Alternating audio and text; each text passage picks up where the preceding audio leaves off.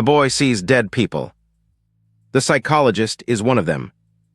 The Sixth Sense. Chapter 1. A violent opening in Philadelphia. In a quiet Philadelphia home, child psychologist Malcolm Crowe sits peacefully with his wife Anna until Vincent Gray, their former patient, violently breaks through the door. Desperate to punish Malcolm for perceived failure during treatment years prior, Vincent shoots him point-blank and then turns the gun upon himself. As emergency services rush in to treat the dying man on the floor, a young boy named Cole Sear stands completely invisible to everyone else while they work frantically around his body. Cole sees clearly what no one else can. Malcolm is not merely wounded but already dead. Staring up from where he lies with a hollow expression of finality that only those who have lost loved ones truly understand in this moment of shocking tragedy outside the city streets. Chapter 2.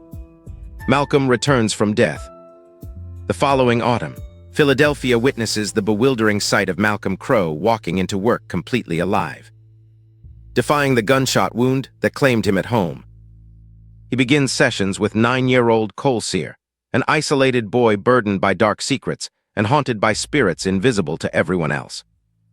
Driven by a suffocating guilt over his past failure with Vincent Gray, Malcolm feels compelled to guide Cole through these paranormal encounters.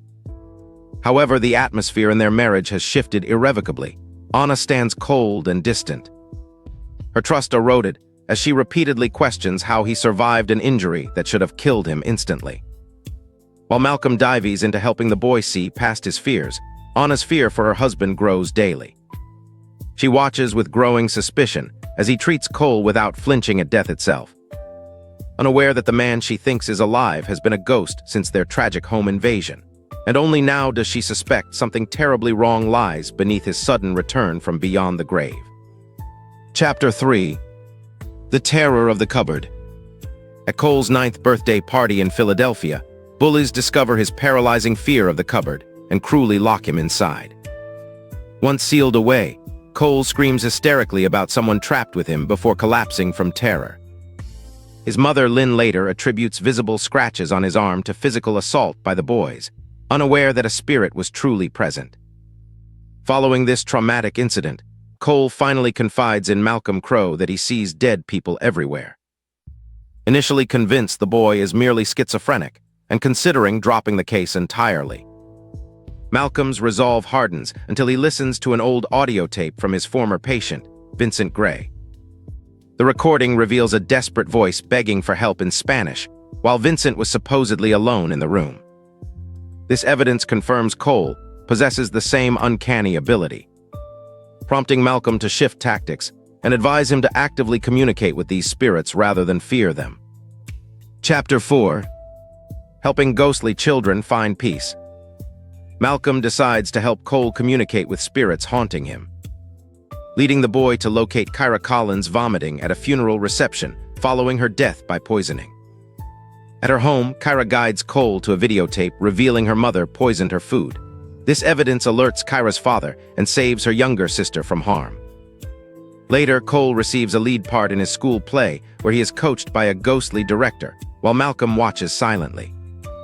Before leaving, Cole suggests Malcolm speak to Anna during sleep so she can hear his thoughts.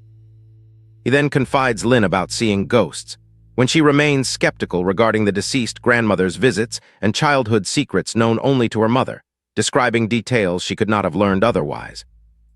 Shocked but believing him after hearing these specifics from a spirit he couldn't know alone. Chapter 5. Lynn believes her son's truth. Lynn remains skeptical when Cole confesses his secret about seeing spirits, dismissing it as a symptom of his fragile mind. Undeterred, he reveals an even more chilling truth. His deceased grandmother visits him regularly. He recites specific details regarding her childhood that Lynn could never have known without direct communication from the afterlife. The weight of these impossible facts crashes down on her. There is no logical explanation for this knowledge except one supernatural cause. Shocked into silence, she stares at her son with wide eyes as the reality of his condition shifts before them. Her suspicion evaporates instantly, replaced by a profound sense of awe and terror. Lynn finally accepts that Cole isn't suffering from schizophrenia or hallucinations caused by abuse. He is genuinely connecting with ghosts. The barrier between worlds breaks down for her in that moment, validating everything she had doubted, until now as the truth settles firmly into place without further argument needed. Chapter 6. The Wedding Video and Missing Ring. Malcolm trudges back to his suburban home, only to find a wedding video looping silently on loop while Anna sleeps fitfully nearby. Her murmured words cut deep as she questions why he abandoned her long ago. In a moment that shatters his remaining denial, Malcolm spots the ring she just dropped near the bed. It is not on his finger. A cold dread washes over him when he remembers checking for blood after Vincent's attack and realizing he had never actually put the band back on since that fateful day years past. The truth crashes down with terrifying clarity. The man who has been guiding Cole through the supernatural realm was dead from the very first scene of their story. He is not merely a grieving husband visiting his wife, but a spirit lingering in her home for months after being shot and killed by Vincent Gray. Finally confronted with the horrifying reality of his own non-existence while trying to help the boy he claimed to save. Chapter 7. The Truth About Malcolm Crowe. Recalling Cole's warning that spirits appear only where we wish them to be, Malcolm turns inward to find the cold truth. His hand instinctively presses against his chest, locating the bullet wound there. He never survived Vincent Gray's shooting at all. The realization crashes over him like a tidal wave. He has been haunting Anna this entire time, invisible and unheard until now. He walks back into their bedroom where she sleeps, finally understanding that her frantic questions were directed at his spectral form during her years of profound grief. With no physical body to anchor him, Malcolm speaks one last truth. He tells her she was never second best and expresses a love that transcends death itself. Her face softens instantly, the tension leaving her as if a heavy stone has fallen from her heart, allowing her spirit to move forward, while his own finally finds peace in the blinding light of release. Chapter 8. Malcolm's Final Departure.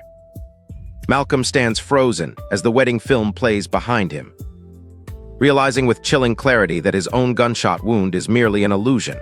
He has been dead since Vincent Gray killed him and shot himself at their home years past. Cole was never helping a living man, but guiding a ghost through the final moments of his journey.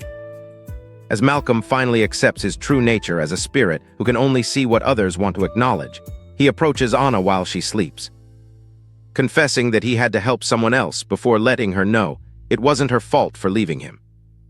He tells her she was never second to anything, and whispers his enduring love across the void between life and death. Anna's face softens from its cold rigidity into profound peace, understanding their marriage crisis ended long ago in reality, freeing her heart to move on without guilt. With her soul at rest, Malcolm's spirit dissolves into a brilliant flash of light, finally departing this world after years of wandering unseen, while helping Cole find his own way back to the living. The film resolves its mystery by revealing that Cole was helping dead people like his grandmother and Kyra find closure while working alongside a ghost he thought was alive. Malcolm's realization changes the entire context of their relationship, showing how grief can make living partners feel abandoned when they are actually talking to someone who has been gone for years. If this breakdown helped, subscribe to Spoiler Alert Goblin, a new ending explained every day.